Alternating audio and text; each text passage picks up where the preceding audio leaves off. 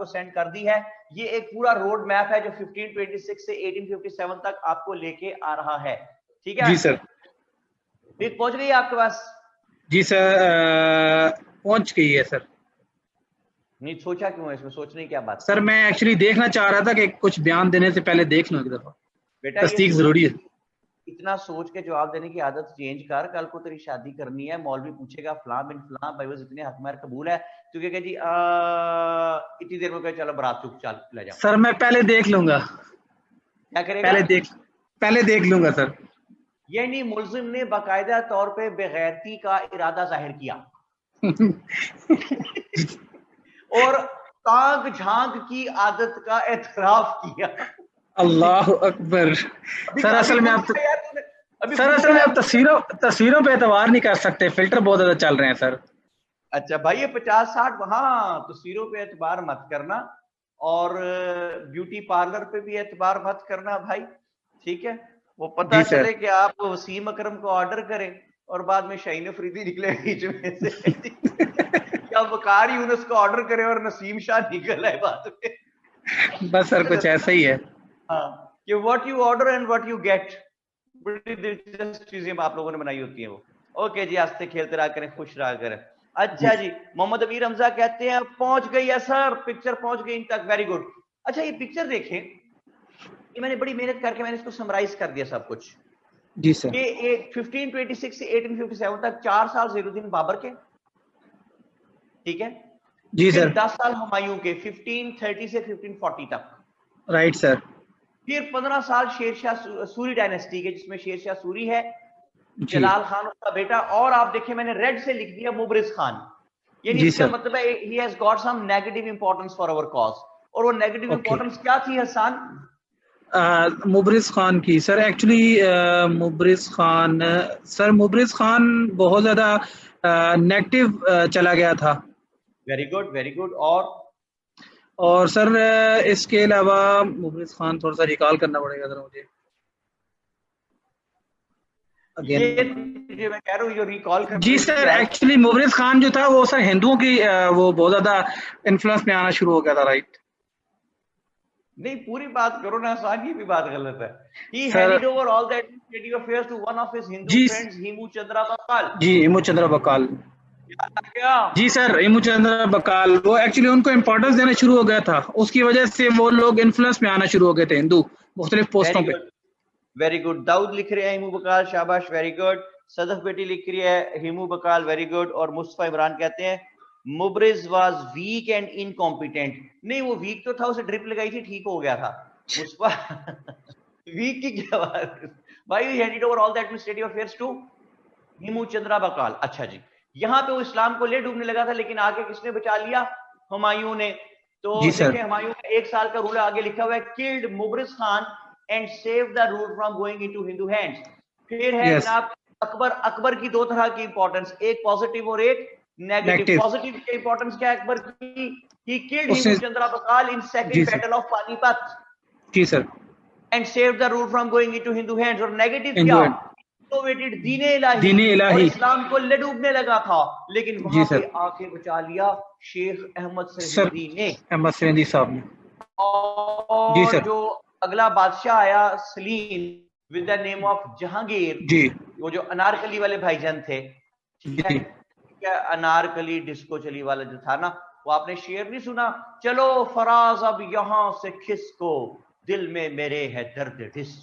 अच्छा जी, नहीं सर ये वो वाले अनारकली, ये दूसरी वाली है, सुप्रीम वाला सॉन्ग जो था, कली तुम्हारी मुरझा रही है, शाम से पहले रात आ रही है। वाह वाह वाह वाह वाह, क्या प्रोडक्शन है जी वो शोएब मंसूर साहब की। साहिब आजम कहाँ रुके हो, कली तुम्हारी मुरझा रही है। हाँ ये ऐसे गाने सुनते हैं हसन अहमद साहब के शाम से पहले शाम आ रही है और मौत से पहले मौत आ रही है और कली तुम्हारी मुरझा। वही नहीं, छोटी सी एज में सारे बाल उड़ गए हसन के, ठीक है? ये दुखी दुखी गाने सुनता रहता है और दुखी होके बैठा रहता है। तेरे जैसे लोग ना चादर ऐसे लेके बैठे होते हैं और मुकेश के गाने सुन रहे होते हैं, मुकेश गम की वादी में, ठीक है? क्यों जी उस्मान मुगल साहब? अच्छा जी, हाँ, मरियम ने लिखा है जी, इश्क मोहब्बत अपनापन, हाँ जी यही वाला सॉन्ग है जी, वेरी गुड। और अहमद शाह साहब कहते हैं लड़का आशिक मिजाज लग रहा है जी। अच्छा जी, लड़का भजन हसान की बात हो रही है। डीपी देखी नहीं आपने भाई की? डीपी देखें भाई की, फिर चेक करें। डीपी में मेरे अब्बू का दोस्त लग रहा है देखने में। सर ऐसे कहेंगे, अगर अगर सही नजर नहीं आ रहा तो पर्सनल भेज देता हूँ पिक। हाँ, पर्सनल पिक भेज दे जी इसको, जल्दी से देख लेगा सर। ओके चलें जी, मेरी बात सुना। देखें कितनी खूबसूरती से गुफ्तगू आगे चली और पहुंची जहांगीर तक, जिसने जहांगीर के, देखें मैंने लॉट ऑफ प्लस प्लस लिखे मैंने जहांगीर के, ठीक है, बेशुमार जो ग्रीन से लिख दिए हैं सारे। देखिए ही जी सर। एलिमिनेट इलाही, अपने बाप का बनाया हुआ रिलीजन, रिलीज शेख अहमद सरहिंदी साहब फ्रॉम द प्रिजन, फिर जी he sir. allowed Sheikh Ahmad Sarhindi to make preaching of Islam openly and to paint the real picture of Islam. He saved the Islam from being amalgamated, from being distorted, from being eliminated, and moreover, he handed over his son Khurram to Sheikh Ahmad Sarhindi for his further upbringing. तो शेख साहब तो दुनिया से 1624 में पर्दा फरमा गए, लेकिन उनका सिखाया हुआ बंदा वो बादशाह बन गया। Khurram with the name of Shahjahan, he became the king. जी सर। 1658 तक है। शाहजहां जब बादशाह बना, यहां से बात शुरू हो रही ना सन आज। जी सर, यहाँ से। शाहजहां जब बादशाह बनता है, उसका टेन्योर है 1627 से 1658 तक शाहजहां का। और शाहजहां जो है उसके दौर उसका बिल्कुल ठीक चल रहा था 1627 से 1658 तक। लेकिन हुआ क्या कि उसको शाहजहां की एक बेगम थी जिसका नाम था मुमताज महल। तो 1631 में शी डाइड। तो नायाब अजहर क्या कह रही हैं जी? अब आप देखिए मैं इस बात का क्या जवाब दूं। वो कह रही हैं कि सर लास्ट 20 इयर्स में मुगल एम्पायर पे क्वेश्चन नहीं आया। अगर मैं साबित कर दूं कि तकरीबन हर साल आता है, फिर कॉमन सेंस से सोचा करो बेटे, ये शेख अहमद सरहिंदी जो हैं, क्या आप इनको अकबर का टाइम पढ़े बगैर पढ़ सकते हैं? ठीक है, तो शेख अहमद सरहिंदी पे मेरी बेटी अक्सर सवाल आता है। ठीक है, अब आप ये कहेंगे 20 साल में नहीं आया, तो 20 साल में कम से कम 4-5 दफा तो आया है। फिर आप शाह वलीउल्लाह को हमने पढ़ना है, शाह वलीउल्लाह को कैसे पढ़ सकते हैं अगर औरंगजेब को ना पढ़े? नायाब सोच के बात किया करना बेटा, कितने समझदार बच्चे आप सारे, हाईली क्वालिफाइड हैं। आए हाय उन पे, ये क्या है? नायाब उधर क्या कह रही है? सर आए हैं उन पे, आए हैं उन पे। मैं कहा हाय, अच्छा जी सॉरी, पढ़ाई ऐसे जाता है ये। अच्छा जी, मोहम्मद मीर हंसरे हैं इस बात पे, पता नहीं क्यों हंस रहे, मुझे नहीं पता। सुलह एक कुल इज रिलेटेड टू दीन इलाही। सुलह कुल सबा कह रही हैं कुछ, मुझे पढ़ा नहीं जा रहा बेटे। अच्छा, जैसे अब वादतल वजूद और वादतल शहूद है, फिर शेख अहमद सरहिंदी की सबसे बड़ी सर्विस है दीन इलाही को काउंटर करना। तो अगर हम अकबर का दौर नहीं पढ़ेंगे तो बेटे दीन इलाही का कैसे पता चलेगा? दीन इलाही का पता नहीं चलेगा तो शेख साहब की सर्विस क्या बताएंगे, क्या खत्म किया उन्होंने दुनिया से, मुसलमानों को कैसे बचाया, और उनको मुजद्दिद अलिफ सानी क्यों कहते हैं, ये नहीं पता चलेगा।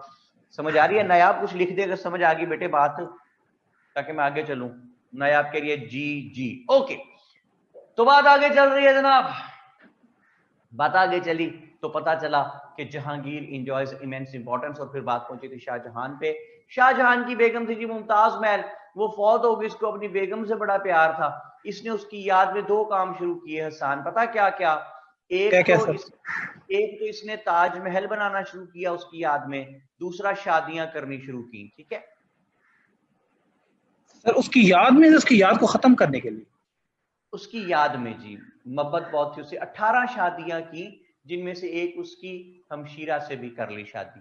तो फिर पता चला, कहता बाजी को पता दसिया ही नहीं बाजी। अच्छा चले जी, बार 18 शादियां इसने की, बादशाह था ना जी, बादशाहों कैसे। अच्छा जी, ये शाहजहां जो था, एक तो खजाना खाली होने लग गया, दुनिया जहान से बेस्ट पॉसिबल आर्किटेक्ट्स बुलाए गए, बेस्ट पॉसिबल मटेरियल मंगवाया गया, बेस्ट पॉसिबल जो संगे मरमर है वो मंगवाया गया, पत्थर जो है, और still it is included one of the few wonders of the world. Taj Mahal is because the minarets it is having 4 minarets.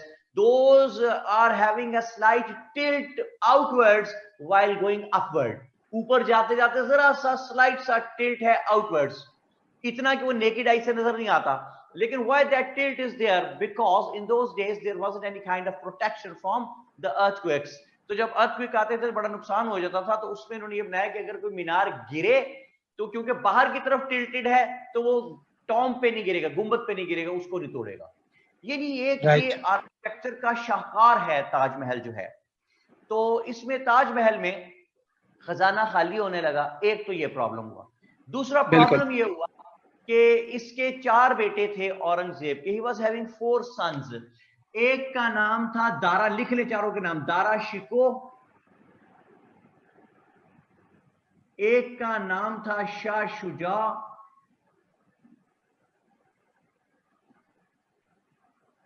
एक का नाम था शाह मुराद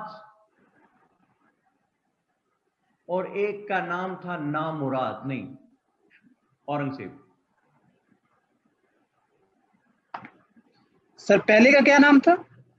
दारा शिको, दारा शिको, SHIKOH,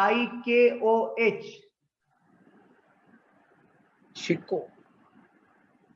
ओए शिको नहीं, ओए शिको, शिको, ओए शिको। यस सर, ओके वही है। UST का टच देगा तू बात के बीच में जरूर। जी सर, आप जो कह रहे हैं वही है।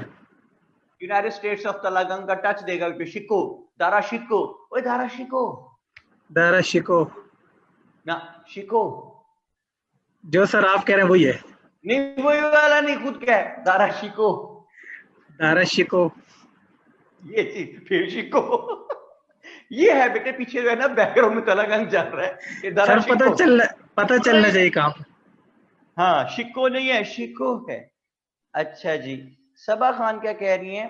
हसन अहमद कहते हैं मतलब बहन, क्या मतलब मुझे नहीं पता सर। ऊपर उन्होंने क्वेश्चन पूछा था हमशीरा का मतलब क्या होता है, तो अच्छा लो कमाल हो गया जी, हमशीरा का मतलब नहीं आपको पता? सबा खान कमाल है बेटा, ये तो आम सा लफ्ज है भाई, कौन सी। इकरा जैनब ने इंग्लिश में बता दिया सिस्टर, और उर्दू नहीं आ रही तो इंग्लिश में बता रही। अच्छा जी, उस्मान मुगल साहब कहते हैं सर मैप बनाने का तरीका बताना था, आपने बता दिया था जी मैंने। शजिया नकवी, सर आखिरी बेटे का क्या नाम था? औरंगजेब। सारा सुलेमान क्या कहती हैं? Please repeat names. वाह जी वाह यार, यहाँ पे कोई लिख दे बंदा। फरहान लिख रहे नामुराद नहीं, औरंगजेब उसका नाम था भाई। I told not asked. Saba Khan कह रही है जी मैंने बताया था, पूछा नहीं था। सॉरी बोलो सबा से सारे जिसने कहा है कि उसको हमशीरा का मतलब नहीं पता। ठीक है, मेरे समेत सॉरी भाई सबा, ठीक है भाई। ऐसा निशा क्या कहते हैं, लेकिन मुझे इसने मिसलेड किया था सबा, ये जो पाई बैठा है ना तलागंग वाला ये। सर मरियम ने पूछा था कि हमशीरा मतलब। अच्छा मरियम ने पूछा था, सॉरी भाई। अच्छा आगा फरहान क्या कहते हैं? वो कहते हैं दारा शिको शाह शुजा। शाह शिको नहीं भाई आगा साहब, दारा शिको, शाह शुजा, शाह मुराद और औरंगजेब, और अब मुझे माफ कर दें। अमीर अब्दुल्ला कहते हैं शाह शुजा, शाह मुराद, औरंगजेब, दारा शिको। ठीक हो गया जी, तरतीब आपने बच्चों के आगे पीछे कर। ओके, 4 बेटे थे, दे ऑल 4 सन्स। एक दिन दारा शिको कहने लगा, पहले तो हमने मैप पे देखते हैं हमने लिखा क्या इसके बारे में। शाहजहां नेगेटिव क्या है? His sons attacked Persia and made them enemies. तो दारा शिको बड़ा बेटा एक दिन कहने लगा कि अबई, क्या कहता है? अबाजी, अबई मैं ये पर्शिया से हमें बड़ी थ्रेट रहती है, अगर आप कहें तो मैं इनको सेट ना करके आऊं जरा। उसने कहा जा। उसने कहा ये आपकी किसी भी फौज लेके नहीं जाऊंगा, मैं अपनी फौज बनाऊंगा और वो लेके जाऊंगा। उसने अपनी फौज बनाई, फौज लेके वो पर्शिया गया। उसका ख्याल था बड़े आराम से वो उन्हें शिकस्त दे देगा। एडविन भाई गाने बंद कर दें। जी सर। नहीं आपको नहीं कह रहा था। ओके, कह रहा हूं कि वो अपनी फौज लेके गया, उसका ख्याल था वो बड़े आराम से उनको शिकस्त दे देगा। But contrary to his expectations, Persia वालों ने हसन उसको कहा कि हल्का ले लिए, उसको बहुत मारा। ठीक है, बहुत मारा। बहुत मारा, और जूते तो अच्छा लफ्ज नहीं होता, शूज मारे थे उसे, शूज कर दिया उसको, इतने शूज मारे वो पैंट ही लगाई, मेरे कहते हैं उसे पैंट ही लगा दी थी। वापस आया मार मूर खा के। तीनों शहजादे बहुत हंसे। बाकी कौन कौन? शाह शुजा, शाह मुराद और औरंगजेब। कहते देखो भाई जी, मार खा के आया बुरी तरह से, उसे गुस्सा चढ़ा। उसने कहा भाई इतना है तो इनको क्या खुद चले जाएं ये लड़ने? तो शाह शुजा ने कहा कि हम जाएंगे, पर्शिया वालों को सबक सिखा के आएंगे। तो अब्बा ने कहा जा। कहता नहीं ऐसे नहीं भाई, मैं अपनी फौज बनाऊंगा और फिर जाऊंगा। लो जी पाजी, उसने अपनी फौज बनाई, नहीं कुछ उसमें से फौज में से चुने लोग, और अटैक करने चला गया पर्शिया, और इसको भी उन्होंने बहुत सारे शूज मारे। ठीक है जी। ये भी शूज होके वापस आया। जब वापस आया तो औरंगजेब और शाह मुराद बहुत हंसे। उसने कहा तुम चले जाओ। तो शाह मुराद चला गया फौज बना के, came back with the same result, मार खा के आया। Then Aurangzeb went with his own army, लेकिन came back with the same result. इसको तो उन्होंने जॉगर्स भी मारे उठा के ना, औरंगजेब को। वापस आ गई चारों शहजादे।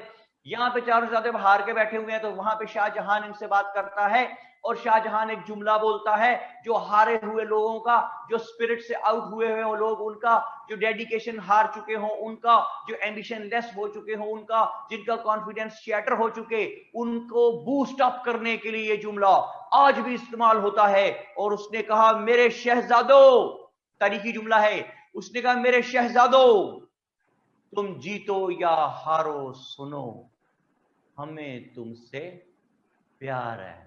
हसन, ये बात समझ में आ रही है? जी सर आई है।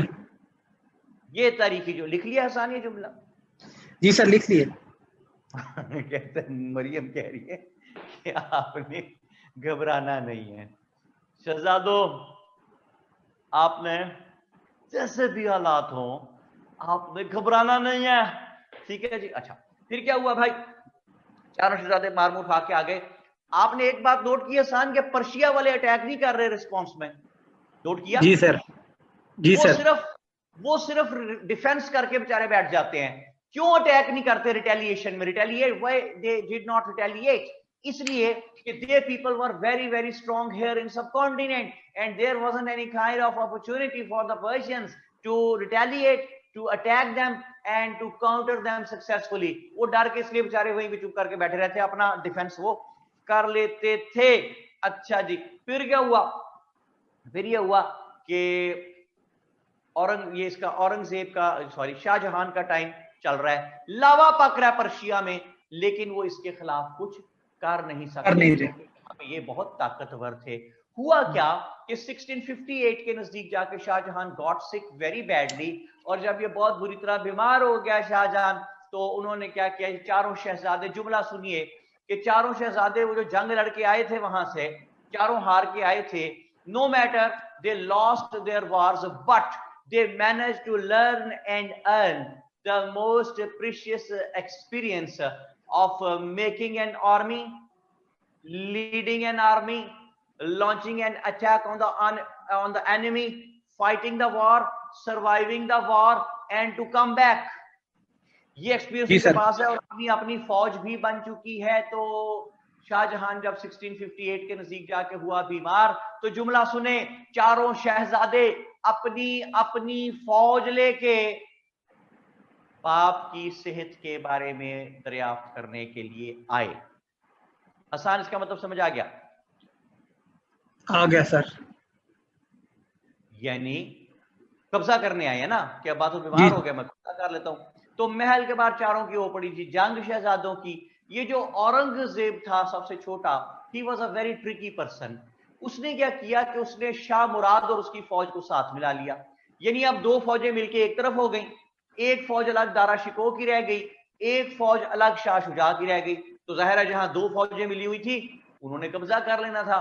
तो उन्होंने जनाब अली कर लिया कब्जा, शाह शुजा को भी गिरफ्तार कर लिया, दारा शिकोह को भी गिरफ्तार कर लिया, महल में एंटर हुए और अबई को भी गिरफ्तार कर लिया। तो शाहजहां ने कहा कि गुस्ताख, हमें क्यों गिरफ्तार कर रहे हो? तो उसने कहा अब्बा, अब्बा होएगा हर होगा, ये प्रोफेशनलिज्म की जंग है, ये लस्ट ऑफ पावर है, और ये मैं ही जीतूंगा। तो औरंगजेब ने अब्बा भी गिरफ्तार कर लिया, बड़ा भाई दारा शिको भी गिरफ्तार कर लिया, और दूसरा बड़ा भाई शाह शुजा भी गिरफ्तार कर लिया, और फिर उसने अपनी फौज को ऑर्डर किया कि शाह मुराद को भी गिरफ्तार कर लो। और तो शाह मुराद ने कहा भाई मैं तो तुम्हारे साथ हूं। उसने कहा बेवकूफ आदमी, तुम मेरे साथ हो या नहीं हो, तुम्हारी फौज मेरे साथ है। तो शाह मुराद को भी गिरफ्तार कर लिया, तीनों भाइयों को जेल में डाल दिया। अब्बा जो था शाहजहां, उसको एक ऐसे कैद खाने में बंद किया कि वहां से जिस वक्त बाहर देखते थे तो सिर्फ एक ही झरोका था पूरे कैद खाने में, और उसका एंगल ऐसा था कि जब बाहर देखो तो वहां से सिर्फ ताजमहल नजर आता था और कुछ नजर नहीं आता था। What a irony of the fate कि millions and billions of people have gone to see Taj Mahal, and they have visited Taj Mahal, they have seen Taj Mahal, they have praised all the beauty of this beautiful building Taj Mahal. Lekin the person who made all that, Shah Jahan, he could never enter in the Taj Mahal. What a irony of the fate. क्योंकि उसके inauguration से 2-4 दिन पहले ही ये शहजादों वाला जो कू था, COUP, coup, it took place, or the king was arrested and he was placed in that particular prison जहां से सिर्फ उसको ताजमहल नजर आता था। तो अब्बा ताजमहल देखता था वहां से, तो ताजमहल देख के तड़फता था। तड़फाहट, हसान तड़फना समझते हैं ना आप? जी जी सर। तड़फना, तड़फता था, बहुत तड़फता था बेचारा। और जनाब अली इस तड़फाहट के चक्कर में जो अपना ये शाहजहां था, एक दिन एक सिपाही आया और उसने आके बादशाह को बताया, औरंगजेब को, कि बादशाह सलामत, आपके अब्बा जी माजूल बादशाह जो हैं वो ताजमहल को देखते हैं तो बहुत तड़फते हैं, तो देखा नहीं जाता। तो औरंगजेब को बहुत तरस आया, बड़ा उसका दिल पसीजा। उसने एक बहुत एक्सपर्ट आदमी को भेजा और कहा कि जाके अब्बा की आंखें निकाल दो, ना आंखें होंगी, ना ताजमहल देखेगा, ना तड़फेगा, ना होगा बांस, ना बजेगी बांसुरी। हाँ जी, अब्बा आंखें निकाल दीजिए अब्बे की। और फिर एक दफा शाहजहां 1658 में कैद किया गया था जी। 1666 8 साल उसी कैद खाने में एड़ियां रगड़ता शाहजहां जो है वो मर गया। औरंगजेब बादशाह था। औरंगजेब 1658 से 1707 तक 49 इयर्स बादशाह रहता है औरंगजेब। और इन 49 इयर्स में Aurangzeb was a very very rigid Muslim, was a very staunch Muslim, और he was having a very harsh behaviour with the non Muslims. उन पे बहुत सख्त पाबंदियां लगाता था नॉन मुस्लिम्स पे। उनके लिए जो है नॉन मुस्लिम्स के लिए बड़ी मुसीबतें क्रिएट करता था। नॉन मुस्लिम्स को औरंगजेब ने जिजिया बहुत बढ़ा दिया है, JIZYA, जिजिया। ये शुरू से इस्लाम में मौजूद था कि ये नॉन मुस्लिम्स पे लगाया जाता था कि आप हमारी हुकूमत में रहते हैं और हम आपकी हिफाजत करते हैं। तो ये जिजिया जो है उसने बहुत बढ़ा दिया नॉन मुस्लिम्स पे।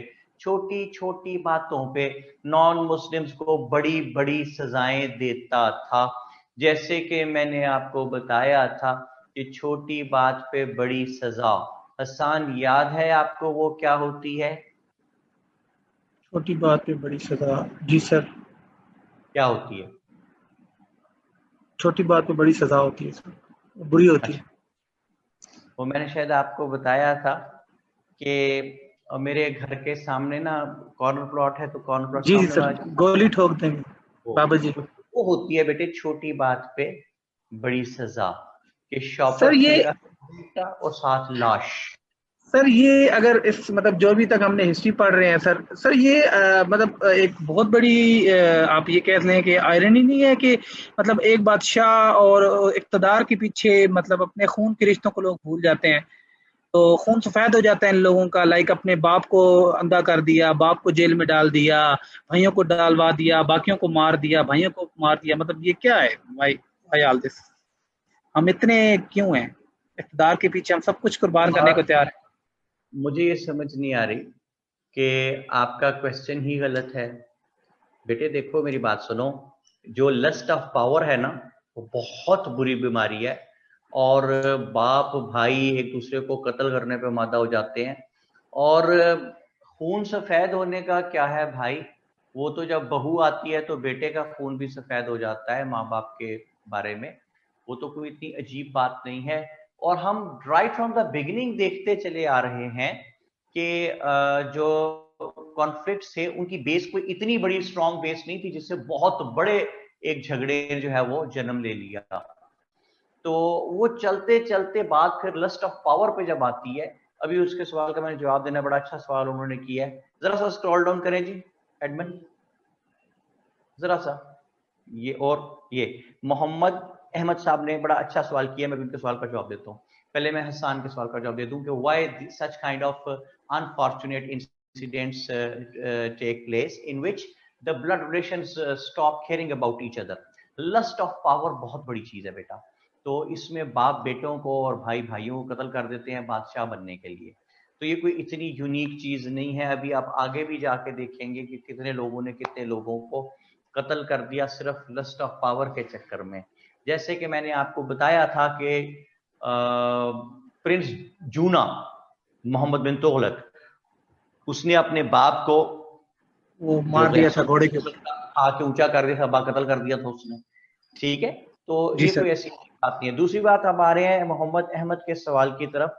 उससे पहले आगा फरहान की तारीफ करूंगा, उन्होंने लिखा है कि डिस्प्रोपोर्शनेट पनिशमेंट को कहते हैं, जुर्म छोटा और सजा बड़ी। वेल डन यार आगा, शाबाश। मोहम्मद अहमद साहब क्या कहते हैं जी, वो कहते हैं sir please explain Humayun took asylum in Persia as Shah Iran was a good friend of Humayun, then why his grandchildren attacked Persia? तो मोहम्मद अहमद देखिए, बात यह है बेटा कि पॉलिटिक्स जो है उसमें ना दुश्मनी परमानेंट होती है ना फ्रेंडशिप परमानेंट होती है। It has been said by Quaid Azam Mohammad Ali Jinnah कि in politics there is no permanent enmity and there is no permanent friendship. ठीक है, अपने वो इंटरेस्ट चेंज होते चले जाते हैं।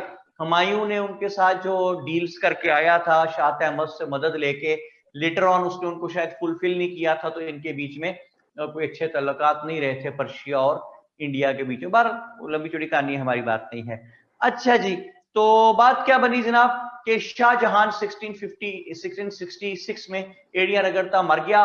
औरंगजेब वाज अ स्टॉन्च मुस्लिम। तो औरंगजेब से पहले हम देखें, औरंगजेब की पहली चीज पॉजिटिव, वो क्या, he was staunch Muslim and number of Muslims increase. देखें, due to his harsh attitude लोग इस्लाम कबूल करने लगे, ठीक है। और उससे क्या हुआ कि number of Muslims increased up to great extent. तो मैंने आपसे पिछले लेक्चर में जिक्र किया था कि जब कोई रिलीजन एम्ब्रेस करता है तो अगर उस पर जनरेशन एक दो चेंज हो जाएं तो फिर जो नीचे वाली जनरेशन के लोग हैं they never change their religion because they are of the view कि अब हमारे बाप का रिलीजन है तो हमारे दादे का रिलीजन है, परदादे का, हम क्यों चेंज करें। तो इस्लाम तो वैसे भी रोशनी का मजहब है, दीन फितरत है। सो whosoever came in Islam went back, rather he started loving Islam, started practicing Islam practically. So number of Muslims increased up to great extent due to the embracement of Islam in the time of Aurangzeb in a huge number. बहुत तेजी से number. बिल्कुल sir. Political history of the sub continent, ठीक हो गया जनाब हसन साहब? जी sir, बिल्कुल ठीक। अब बात यह है कि नंबर ऑफ मुस्लिम्स तो इंक्रीज हो गया, लेकिन साथ साथ लावा पक रहा है। हसन, लावा कहां पक रहा है? देखिए, आपने एक बंदे को जबरदस्ती हिंदू के बंदे को मुसलमान बना दिया, उसकी 400 बंदे की बरादरी है, 50 बंदे आपने मुसलमान कर लिए, 350 बंदे में लावा पक रहा है कि यार इसने हमारा बंदा जो है मुसलमान कर दिया, ठीक है। बिल्कुल। तो वो, लेकिन वो कर कुछ नहीं सकते क्योंकि Aurangzeb was very very strong. ये तो लावा पक रहा है मुल्क के अंदर, मुल्क के बाहर भी एक जगह लावा पक रहा है। कहां? पर्शिया में लावा पक रहा है जी। जहां पे वो अटैक करते थे और वो बेचारे चुप करके डिफेंस करके बच जाते थे, रिटेलिएट नहीं करते थे, वो भी मौके की ताक में है। लावा मुल्क से बाहर भी पक रहा है, लावा मुल्क के अंदर भी पक रहा है, लेकिन वो कुछ कर नहीं सकते क्योंकि Aurangzeb was very strong. But in 1707 when Aurangzeb died, तो बोथ दीज लावाज इरप्टेड रैपिडली, और बाहर से आके नादिर शाह ने मारा। 1739 में the Persian king Nadir Shah he came to subcontinent, और उसने यहाँ के लोगों को बहुत मारा। एक दिन में हजारों लोग कत्ल कर दिए दिल्ली में। दिल्ली की गलियां खून से भर गई, ब्लड शेड था हर तरफ, एक अजाब था, और indiscriminate killing was made by Nadir Shah as it was made by कौन? Timur Lang in 1397। याद आया? जी सर। तो नादिर शाह, अब नादिर शाह से जाके बात कौन करे हसन कि इनडिस्क्रिमिनेट किलिंग ना करें? सर कोई ना कोई मुस्लिम या गया होगा, या कोई मतलब ऐसा बंदा जिसकी थोड़ा सा इन्फ्लुएंस हो। बड़ो अहमद शाह क्या लिख रहा है और जाहिदा फारूक क्या लिख रही हैं? ओल्ड पीपल, एक्सपायर्ड बाबे, वो जो यूपीएस में लगे हुए थे। जी सर। जिन्हें अब और कोई काम नहीं था, सिर्फ मरना, उनको भेजा था कि मरे भी, मार भी अगर वो थे तो ये मरे। तो ये बाबे उसके पास गए और जाके उसको, नहीं जी शाह वलील्लाह बिल्कुल नहीं गए थे, मोहम्मद अवैस बिल्कुल इस बात पे मुतल्लक थे। अच्छा जी, तो ये नादिर शाह जो है बहुत लूट मार मचा के यहाँ से इंतकाम लेके अपना पर्शियंस का वापस गया, और यहाँ पे अंदर जो लावा पक रहा था उसमें मरहट्टास जो थे, सिख जो थे, हिंदू जो थे, उन्होंने मारना शुरू कर दिया मुसलमानों को। अच्छा, तो इनकैपेबल सक्सेसर से पीछे कर कुछ सके नहीं थे। औरंगजेब पे पहुंचे तो दूसरी चीज जो नेगेटिव लिखी हुई है वो क्या है कि his harsh attitude made the non Muslims enemies of Muslims. तो उन्होंने फिर मुसलमानों को मारना शुरू किया, और अपने पीछे औरंगजेब छोड़ के क्या गया? Incapable successors. ये इनकैपेबल क्यों है सक्सेसर्स? सुने, देखिए मैंने आपको पहले बताया था कि बादशाह का जो बेटा होता है, जो शहजादा होता है, वो बचपन से बाप के साथ होता है, और बाप के साथ रह रहा होता है, देख रहा होता है किस तरह इंट्रीग्स चल रही हैं, बाप कैसे उनको सप्रेस कर रहा है, इन्वेजन्स कैसे हो रही हैं, बाप कैसे उनसे निपट रहा है, दोस्त मुल्क का बादशाह आ गया उसको कैसे डील करना है, कॉन्ट्रैक्ट्स कैसे बनवाने हैं बाहिमी, ये सब देखता हुआ बड़ा हो रहा होता है शहजादा। और जब बाप मौत होता है तो शहजादा ऑटोमेटिकली बादशाह बन जाता है, तो ऑलरेडी ट्यून्ड होता है, तो कोई मसला खड़ा नहीं होता। लेकिन जो औरंगजेब के 5 बेटे थे, he never allowed any one of them even to enter in the royal court once in their lifetime. उनको एक मर्तबा भी इसने महल में एंटर नहीं होने दिया। हसन क्यों एंटर नहीं होने दिया?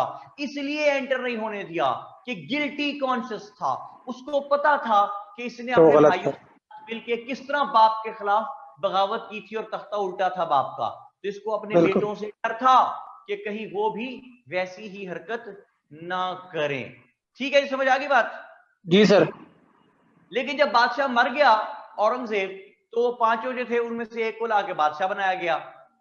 तो वो देखिए, उनको तो पता ही कुछ नहीं था कि बादशाह कैसा होता है, कैसे डील करना चाहिए, क्या क्या करना चाहिए, दोस्तों से कैसे बात करते हैं, दुश्मनों से कैसे निपटते हैं, रॉयल कोर्ट के अंदर जो इंट्रीग होती है उसको कैसे सप्रेस करते हैं, पता ही नहीं ना कुछ। तो जब small people in big office sir. हाँ जी, बिल्कुल इन्हें कुछ नहीं पता था। तो जब ये बादशाह बने, इनको पता ही नहीं था कि करना क्या है। बहुत से लोग जो जो आके कहते थे वो करते रहते थे। बाद में पता चला कि ये तो सारा सिलसिला ही गलत कर रहे थे भाई। डिसिपेशन में पड़ गए जी, अयाशियों में। गोंदे राघव मैं आपका गुलाम हूँ, अच्छा कहता मैं बादशाह हूँ, मेरा जो दिल चाहे मैं करूं। उल्टी सीधी हरकतें, ऐसी ऐसी हरकतें थी कि आप अगर सुने तो काफी देर तो आपको यकीन ना आए कि इंसान ऐसी हरकत भी कर सकता है। बोलो देखिए ना, बादशाह सोया पड़ा है और उसको जगाना कैसे है कि 15-20 कनीजें और खड़ी वो सितार बजा रही हैं जनाब, और बादशाह सलाम सितार की आवाज से उठेंगे आहिस्ता आहिस्ता। वाह रे वाह, जूते ना मारे तुझे पकड़ के बगैरत आदमी, बेड़ा गर्क कर दिया तुमने इस्लाम का सब कॉन्टिनेंट में। अपने पुरखों की जो सारी बनाई हुई चीजें थी वो सारी आपने बर्बाद कर दी, और ब्रिटिशर्स को आपने खुल खेलने का मौका दिया और आप उनके गुलाम बन गए। बनना चाहिए था जो आदमी शाम को 3:30-4 बजे सतार की आवाज सुन के उठता है, ठीक है, तो उसको तो बार पढ़नी चाहिए ना, बनती है फिर जब आप याशी में पढ़ रहे हैं। बहुत देर से हसान अहमद हमारे साथ है जी, UST, United States of Talagang से। तो अब बात हम करेंगे, हसान बेटे से लेंगे इजाजत, और हम किससे बात करें जी? लिखे यहाँ फटाफट, गर्ल्स में से कोई रिप्रेजेंटेटिव। ओके सर, अल्लाह हाफिज। अल्लाह हाफिज बेटे। मोहम्मद अमीर हमजा, आप गर्ल हैं? गर्ल्स में से नहीं, मैं नहीं है, सॉरी अमीर हमजा ये तो कौन है भाई, किधर है?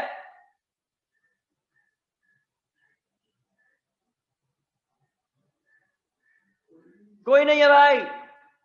तो ये कौन है? ये लड़कियां नहीं है? मी सर, सुहेल असलम कह रहे हैं सुहेल असलम कह रहे हैं please repeat how Shahjahan was dethrone. यार कमाल, अभी इतनी तफसील से पूरी कहानी सुनाई है। बात कराएं जी मेरी उससे बच्ची से, ये कौन है? जायदा से बात कराएं।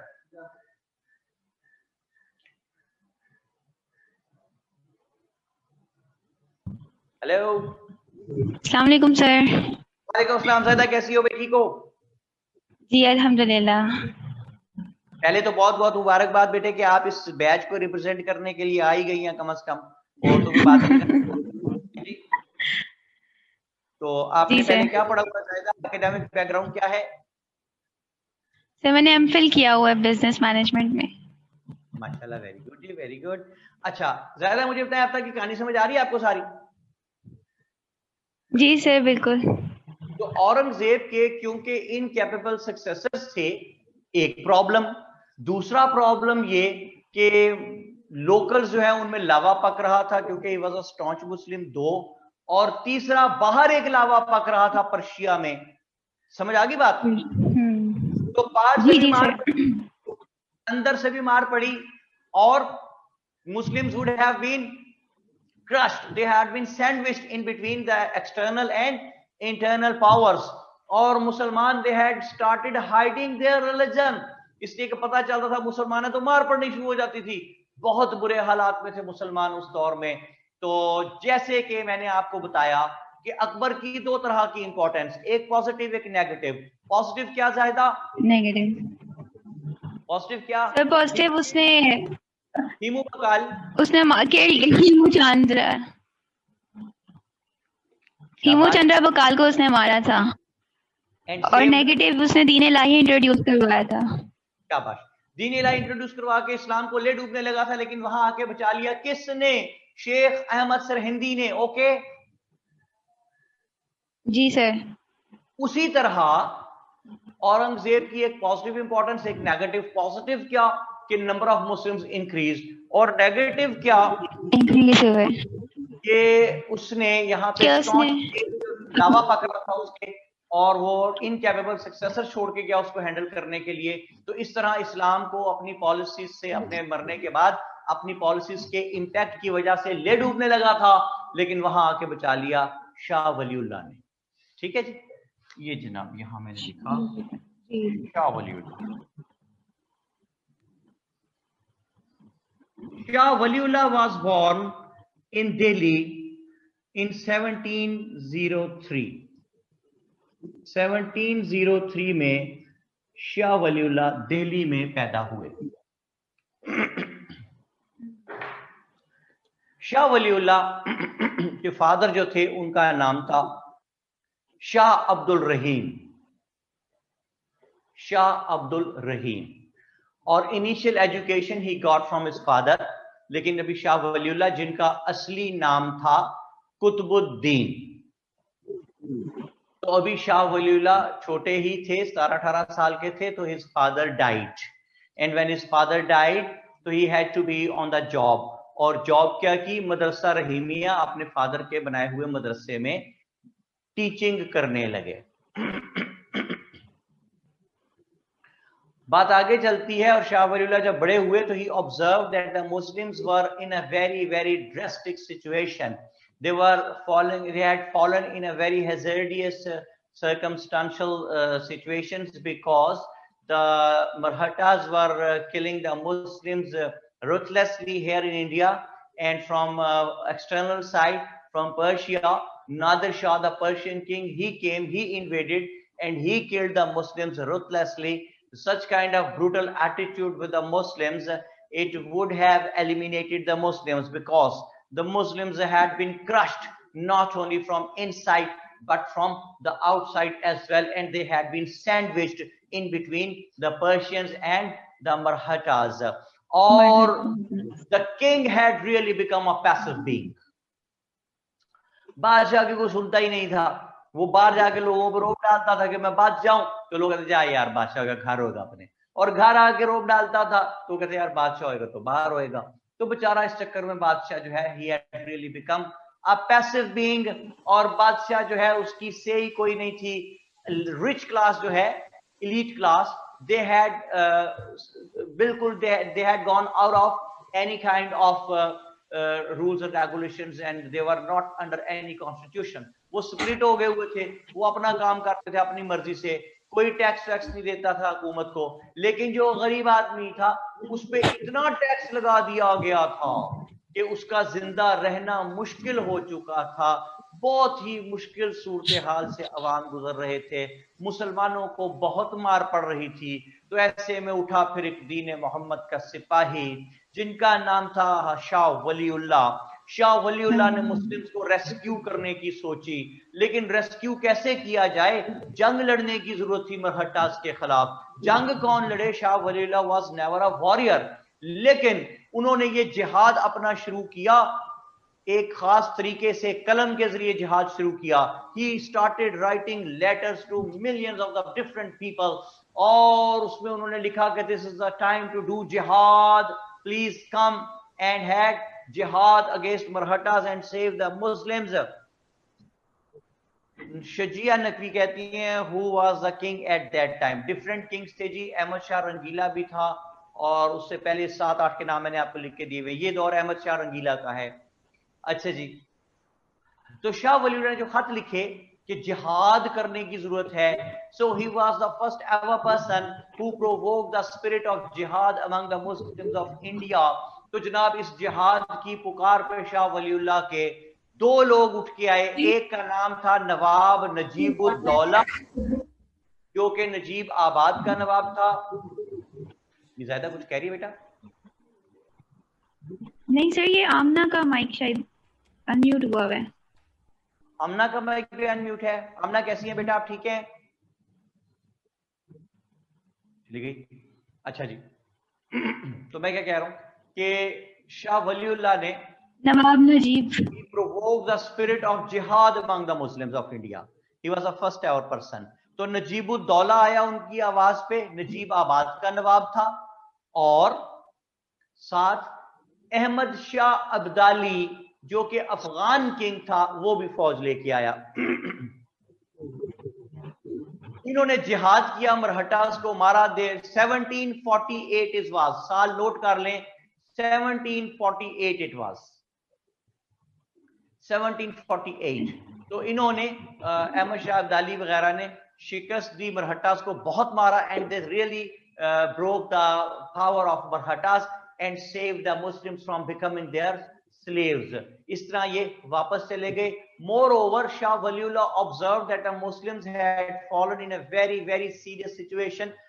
So he wanted to cure that particular problem, जिसमें मुसलमान घिरे हुए थे इसकी वजह से।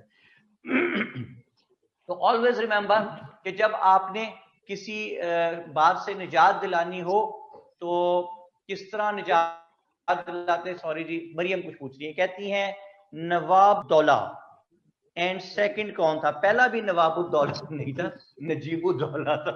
नवाबुद्दौला कैसे हो गया? नजीबुद्दौला, और दूसरा है जी अहमद शाह अब्दाली द अफगान किंग। तो शाह वलीउल्लाह ऑब्जर्व कि why Muslims had fallen in such kind of drastic situation, क्यों इतने बुरे हालात में आ गए जी मुसलमान। तो जब पता लगा, शाह वलीउल्लाह ने ऑब्जर्व किया, तो he came to know that Muslims had gone far away from the teachings of holy Quran. तो फिर शाह वलीउल्लाह ने ये नोट किया कि होली कुरान की टीचिंग से मुसलमान दूर क्यों हैं।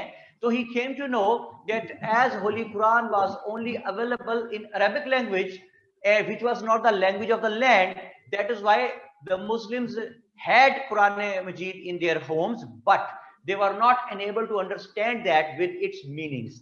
So Shah Waliullah decided to make a great service for the Muslims of India, and he started making the translation of Holy Quran into Persian, which was the language of the land. When Shah Waliullah started that, तो a lot of religious people, ठेकेदार जो religion के होते हैं हर दौर में मौजूद होते हैं, उनको किसी ने ठेका दिया नहीं होता, वो खुद ही ले लेते हैं, वो आ गए और उन्हें शाह वलीउल्लाह कहा कि आप तो नौजुबिल्लाह कुरान की बेहुरमती कर रहे हैं, हम आपको कत्ल कर देंगे। तो शाह वलीउल्लाह को दिल्ली से भागना पड़ा और he came back to Delhi after 6 months जब हालात ठीक हुए, but it paved the way for many other people to make the translation of Holy Quran into many other languages, जिससे कुरान का पैगाम और तेजी से फैलना शुरू हुआ। ये शाह वलीउल्लाह की एक बहुत बड़ी सर्विस है। फिर शाह वलीउल्लाह ने ऑब्जर्व किया कि मुसलमान जो हैं वो बिदअत में पड़ गए हैं, नई नई चीजों में पड़ गए हैं। For that Shah Waliullah manage to teach the Muslims कि please follow Quran and Sunna in the letter and spirit. Quran और सुन्नत को फॉलो करें, आप राइट लेफ्ट कहीं हो ही नहीं पाएंगे जिंदगी के किसी रास्ते पे। तो कुरान और सुन्नत को फॉलो करने का शाह वलीउल्लाह ने मुसलमानों को एम्फसाइज किया। Then Shah Waliullah was all praised for the school of thoughts, जो कि Hanafi, Shafi, Maliki, Hanbali. Shah Waliullah was all praised for the school of thoughts and he was of the view that the school of thoughts had really done wonders for the Muslims. But Shah Waliullah कहते थे कि do not follow the school of thoughts blindly follow मत कीजिए, इसलिए कि ये आपके दौर के जो प्रॉब्लम्स हैं आपके टाइम के, उसको सॉल्व नहीं कर सकते। फर्ज करें आजकल के दौर का प्रॉब्लम है, प्रॉब्लम क्या है, एक रूटीन है, तरीकाकार है, स्काइप पे निकाह हो रहा है, आमने सामने बैठे हैं कोनों में स्क्रीन पे। तो अब ये निकाह वैलिड है या नहीं है? अगर आप इसके लिए शाह वलीउल्लाह कहते हैं किसी स्कूल ऑफ थॉट में देखने की कोशिश करेंगे, तो you are not going to find out the solution, because it was never the problem of that particular time, it is the problem of your time. So क्या किया जाए? Shah Waliullah emphasized on jihad, sorry ijtihad. यार एडमन, ये जो machine चल रही है ना, मेरे दिमाग के अंदर चल रही है यार, बड़ी कोई डैश मशीन है। किस चीज की मशीन है ये? वो लग रहा है ईंटें काट रहे हैं।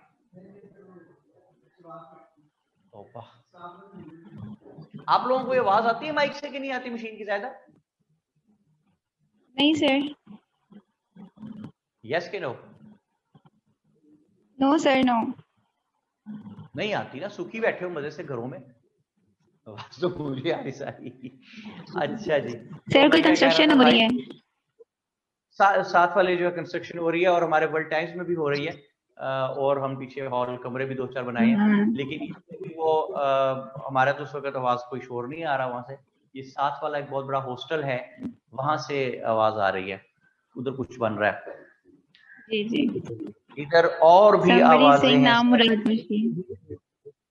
सॉरी जायदा, क्या कह रही है? सर आगा फरहान का है नामुराद मशीन। हाँ, नामुराद मशीन, नैश मशीन कह रहा था मैं इसको। अच्छा, तो मैं फिर क्या कह रहा था भाई? मैं कह रहा था कि इज्तिहाद से शाह वलीउल्लाह कहते हैं काम लीजिए। इज्तिहाद से, इज्तिहाद क्या होता है? हर दौर में एक मुज्तहिद होता है जिसके पास आप अपने उस दौर के प्रॉब्लम्स लेके जाते हैं और वो आपको फतवा देता है कि अब आप ये काम कर सकते हैं। फॉर एग्जाम्पल, किसी जमाने में इस्लाम में तस्वीर बनाना और बनवाना जो है वो हराम था। अब मैं नहीं कह रहा, मैं आपको बता रहा हूँ, सिर्फ मैं मिसाल दे रहा हूँ, मुझे कोई इससे नहीं। अच्छा, अब वो वक्त गुजरा, सरहदें बन गई, कंट्रीज बन गई, पासपोर्ट बन गए, तो पासपोर्ट, वीजे, उस पर तस्वीरें लगना लाजमी। अब क्या किया जाए जी? कि तो इस्लाम में मना है तस्वीर, जाना हज करने हैं तो फिर तस्वीर का क्या करें? तो शाह वलीउल्लाह कहते हैं कि उस दौर के मुज्तहिद से बात करें। हो सकता है वो मजहब की करेक्ट इंटरप्रिटेशन के जरिए आपको बताए कि it has become the need of the time. तो अब आपने अल्लाह के घर अगर जाना है हाजिरी देने, तो इस मुल्क के कानून के मुताबिक तस्वीर खिंचवाना लाजमी है, तो आप ये बना सकते हैं, आपको गुनाह नहीं होगा। इस किस्म का वो शाह वलीउल्लाह कहते हैं इज्तिहाद से काम ले, मुज्तहिद से पूछे। मोर ओवर, शाह वलीउल्लाह ने मुसलमानों को इनहेरिटेड किंगशिप से मना फरमाया। इनहेरिटेड किंगशिप, ज़ाहिदा क्या होती है इनहेरिटेड किंगशिप? मतलब सर के मतलब किंग की सन्स को फिर हम किंगशिप दे दे, फिर आगे से उनकी औलाद को। शाबाश, बादशाह का बेटा बादशाह, ठीक है।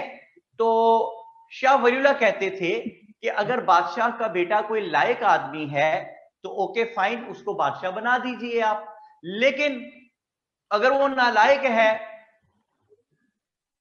तो सिर्फ इस वजह से उसको बादशाह ना बनाए कि वो बादशाह का बेटा है। तो कोई बात समझ में आती है?